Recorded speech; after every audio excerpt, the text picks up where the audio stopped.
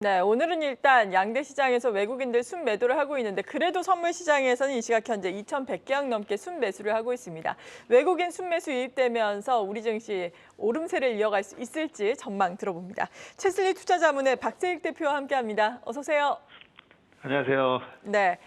먼저 대주주 양도세 기준이 완화가 됐습니다. 이러한 부분이 우리 시장에 선 반영이 된 것인지 어제 이어서 오늘도 주식시장 자체에는 아주 큰 방향성의 변화는 없는 것으로 보여지는데 어떻게 평가하십니까? 네, 늦게라도 정부에서 1인당 50억 원으로 상향 조정해서 다행이긴 한데요. 정책 결정이 좀 너무 늦게 나왔죠. 이 양도세 회피 매물로 인한 주가 조정이 벌써 9월에서 12월 초까지 거의 다 마무리가 됐었거든요. 그리고 이번 주 초에 발표를 또 할 수 있다라는 기대감으로 주가가 미리 반등을 하면서 이 정책 결정에 대한 부분은 좀 선반영이 됐기 때문에 긍정적인 효과는 좀 미미하다. 예, 이렇게 말씀을 드리고요. 연말마다 이 양도세 회피 물량 때문에 되풀이 되는 이 주가 하락 현상이 내년부터는 좀 다소 완화될 것으로 예상이 되는데요. 이 대주주 과세 요건에 대한 폐해가 얼마나 우리 시장에 악영향을 줬나라고 보면요. 이게 장기 투자를 저해하고 단기 트레이딩을 조장하기 때문입니다. 매년 연말 세금 회피용 매물이 쏟아지면서 매물이 나올 것을 알고 공매도를 때리게 되거든요. 이게 공매도 세력에게 사실 타겟이 되는 것입니다. 그렇기 때문에 이런 대주주 양도세 때문에 변동성을 야기시키게 되고 이 변동성이 사실 코리아 디스카운트의 요인이 되는 거거든요. 그래서 부적합한 과세 제도로 인한 이 단기 트레이딩을 오히려 조장하는 이런 그 과세 제도가 그래도 50억 원 이상으로 상향 조정되어서 정말 다행이다라고 생각을 하고요. 우리가 이 장기 투자를 저해하는 요소가 몇 가지가 더 있는데요. 이자 배당 수입이 2천만 원 이상일 때는 또 금융소득 종합과세를 하지 않습니까? 그죠? 이게 금융소득 종합과세뿐만 아니라 건강보험료까지 내야 된다라는 그런 불만을 토로하는 투자자들이 많습니다. 그래서 내년에는 배당에 대한 분리과세와 배당소득에 대한 건보료를 좀 면제하는 조치가 나와야 되지 않나 이런 생각이고요.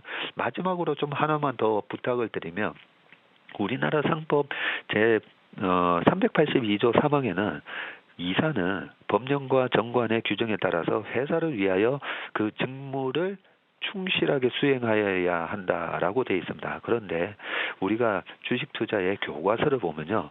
이사의 목적은 경영의 목적은 주주 가치를 극대화한다라고 되어 있습니다. 그래서 이 상법에 있어서 이사의 충실 의무가 회사뿐만 아니라 주주를 위하여라고 이렇게 개정이 되어야 된다라고 생각합니다.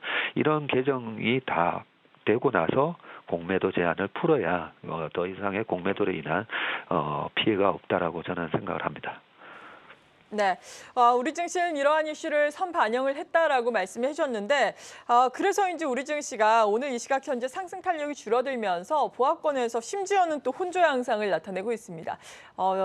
몇 거래일 안 남았는데 남은 거래일 동안 산타랠리 우리가 기대를 할 수 있는 것인지 어떻게 보십니까?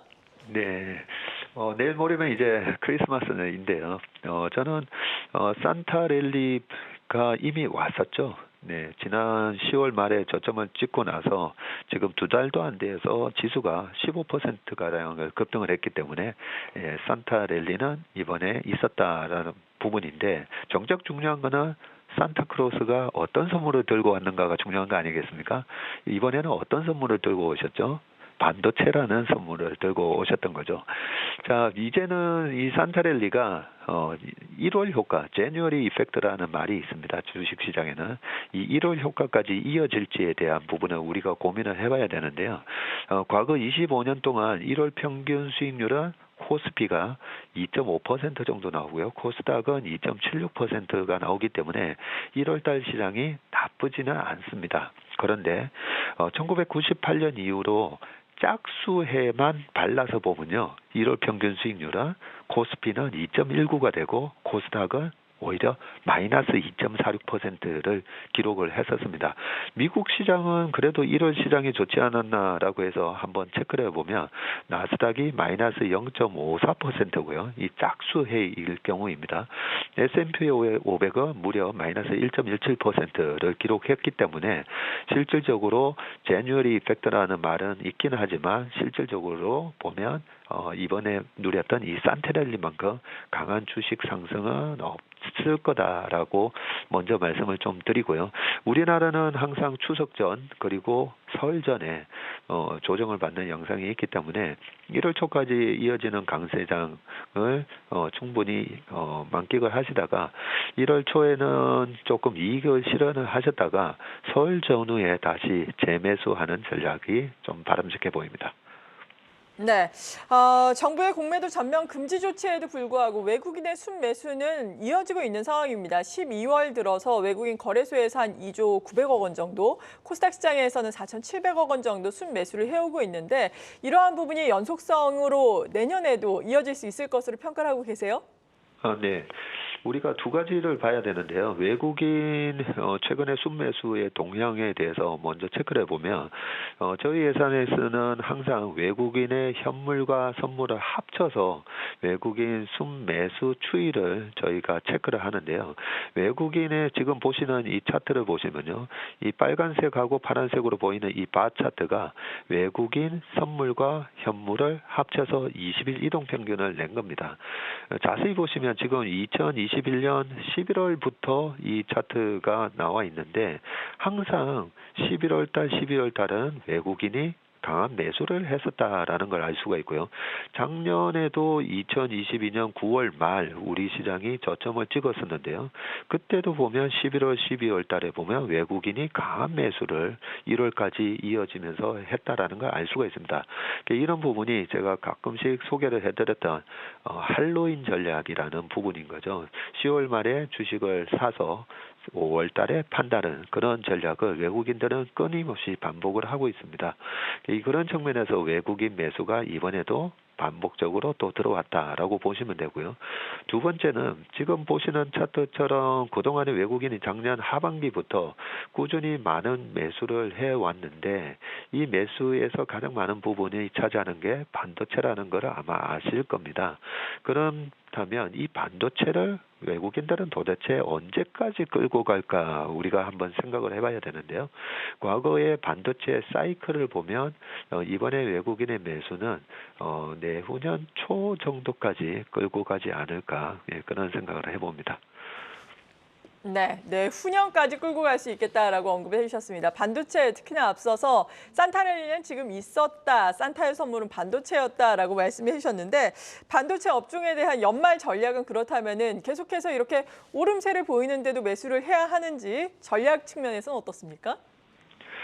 네, 삼성전자 하이닉스가 마이크론 테크놀로지도 마찬가지죠. 모두 52주 신고가를 지금 기록을 하고 있고요. 52주 신고가라는 말은 지난 1년 동안에 삼성전자 하이닉스 마이크론을 어떤 시점에서 샀든지 모두가 지금 수익이 나 있는 때라는 부분이기 때문에 그동안에 좀 우직하게 반도체를 보유하고 계셨던 분들에게는 정말 잘하셨다라고 박수를 보내드리고 싶고요. 워런 버핏이 그런 얘기를 했지 않습니까? 네, 주식시장은 인내하지 못한 자의 부를 인내하는 자로 옮기는 장치다. 이런 얘기를 하셨기 때문에 그동안에 우리나라 600만 투자자분들이 삼성전자를 보유하고 있다라고 통계에 나오는데 그 인내하신 분들한테 이 52주 신고가라는 그런 혜택이 돌아가고 있다라는 부분인데 자 우리가 그동안에 우직하게 잘 인내하면서 가지고 오셨는데요. 이 반도체를 언제 팔아야 되는가를 분석을 해보면 최근에 외국인의 반도체 독식 현상이 일어나고 있는데 이 현상이 지난 2013년하고 굉장히 비슷합니다.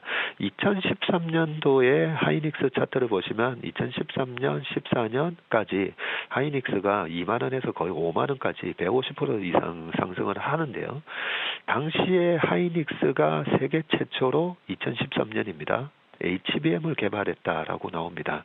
최근에 하이닉스가 거의 90% 주가가 올해 올랐는데 HBM3가 하이닉스의 주가 상승에 모멘텀이었다라는 걸 다 아실 거고요. 또 하나는 최근에 DDR4에서 DDR5로 넘어가고 있는데요.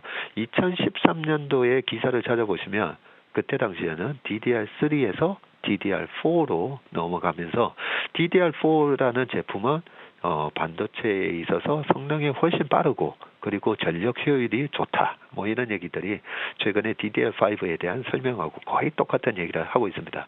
자, 당시에는 그러면 2013, 14, 15에는 어떤 반도체 수요가 그렇게 주가 상승을 이끌었나라고 생각해 보면 그때는 클라우드였었고요. 네. 이 클라우드 반도체가 상승을 이끌었듯이 이번에는 AI 반도체가 반도체 랠리를 이끌고 있다. 이렇게 보시면 될 것 같습니다. 네, 잘 알겠습니다. 저희 한 해 오늘 또 출연해 주셔서 감사합니다. 채슬리 투자자문의 박세익 대표였습니다. 고맙습니다. 네, 고맙습니다.